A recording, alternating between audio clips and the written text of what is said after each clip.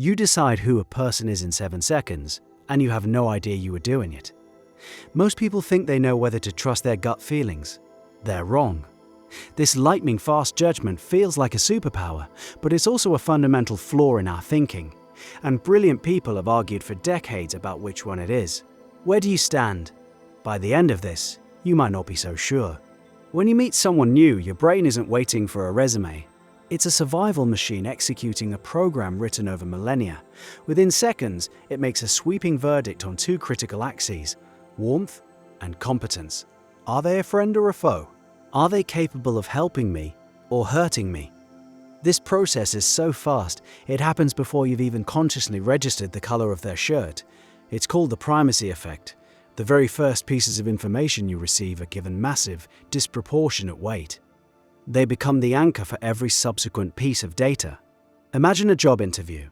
A candidate walks in, fumbles their papers, and gives a slightly limp handshake. For the next 59 minutes, they could deliver a flawless, brilliant presentation. It would make little difference.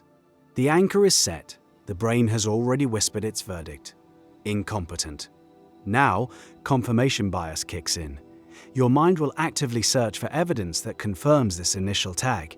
You'll interpret their thoughtful pause as hesitation. Their detailed explanation becomes overcompensation. You aren't evaluating them. You are prosecuting a case you've already decided. The opposite is just as powerful. A candidate who walks in with a confident smile and a firm handshake gets a halo. Their fumbled answer later is seen as a charming quirk. Their vague statement is interpreted as strategic thinking. This is your brain on autopilot. It's efficient, it saves energy, and it builds a prison of first impressions you might spend years trying to escape. That sounds like a clear argument for ignoring your gut entirely. But there's a problem, a huge one. That same flawed bias system can predict the future with terrifying accuracy. Researchers call it thin slicing. It's the ability to find patterns in events based on extremely narrow windows of experience. The pioneering work by psychologist Nalini Ambady is stunning. In one study, subjects watched silent, 10-second video clips of college professors they had never met. Based on those 10 silent seconds, they rated the professors on traits like competence, confidence, and warmth. At the end of the semester, Ambady compared those ratings to the evaluations from students who had spent an entire semester with those professors. The correlation was astoundingly high. A 10-second silent clip predicted months of actual experience. It gets stranger. The researchers cut the clips to 5 seconds. The accuracy remained. They cut them to 2 seconds. Still accurate. This is your brain's pattern recognition engine running at full capacity. It's picking up on posture, micro-expressions, gestures, thousands of nonverbal cues that we can't consciously articulate. The person watching the clip can't tell you why they think a professor is effective. They just know. And the data says their knowing is correct. Another study found that the tone of a surgeon's voice, recorded during routine office visits, could predict whether they would be sued for malpractice. The surgeons who were sued spoke with more dominance and less warmth. Their actual surgical records, their skill, had less predictive power than their tone of voice. The snap judgment was catching something real. So which is it? Is your gut a biased fool, or is it a finely tuned predictive instrument? The answer seems to be that it's both. The contradiction dissolves when you ask one simple question: what is being judged? Our ancient fast judgment system evolved for a specific purpose. It was designed to assess social and physical intent. Is this person a threat? Are they part of my tribe? Are they sick or healthy? Are they dominant or submissive? On these questions, our thin slicing ability is extraordinary. It excels at reading social cues, emotional states, and traits like warmth or hostility, because our survival once depended on it. The problem is, we now apply this ancient tool to modern problems where it has no business being. Your brain uses the same friend or foe hardware to judge a person's warmth as it does to judge their ability to code in Python. It uses the same mechanism to evaluate a date's kindness as it does a financial advisor's honesty.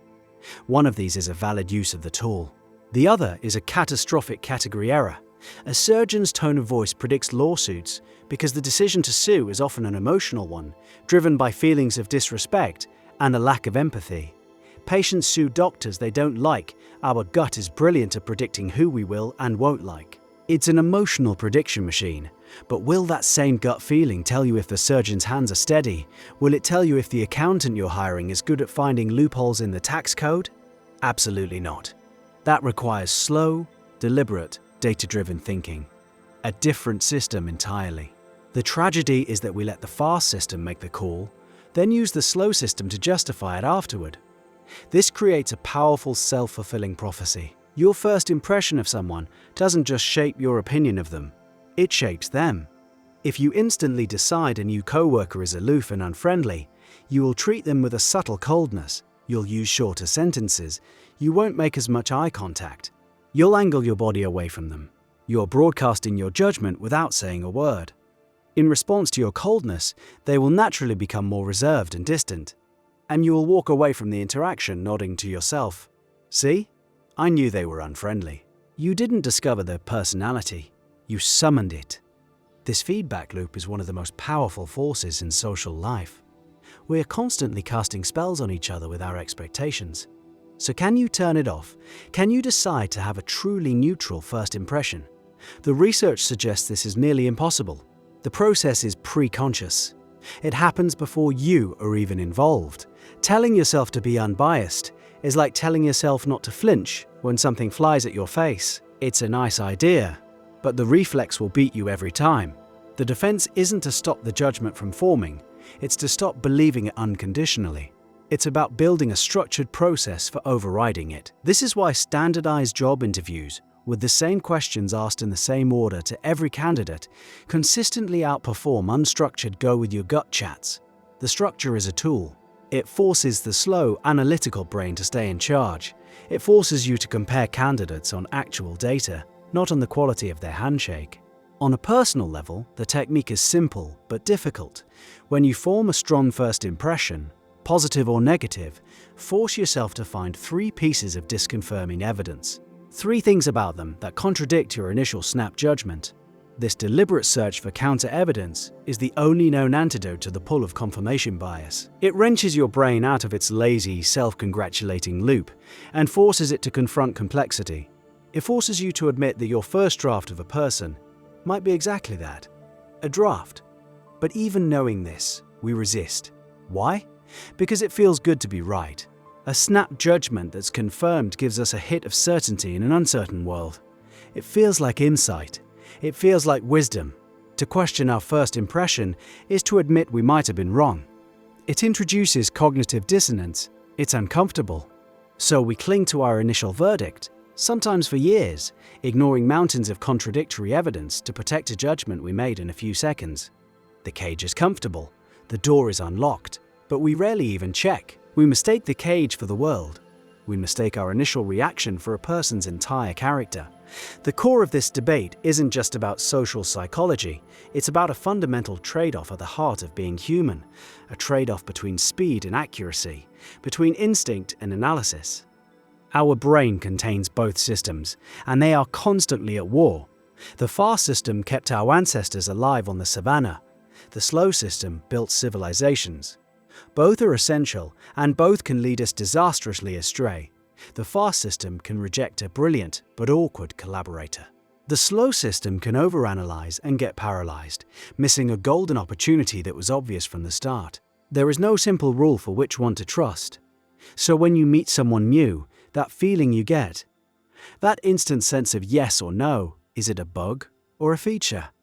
Is your brain's ancient hardware giving you a remarkably accurate read on their character, or is it just running a lazy biased script based on 1,000 shallow stereotypes? When you feel that immediate click with someone, or that instant wave of distrust, what exactly are you trusting? And more importantly, should you?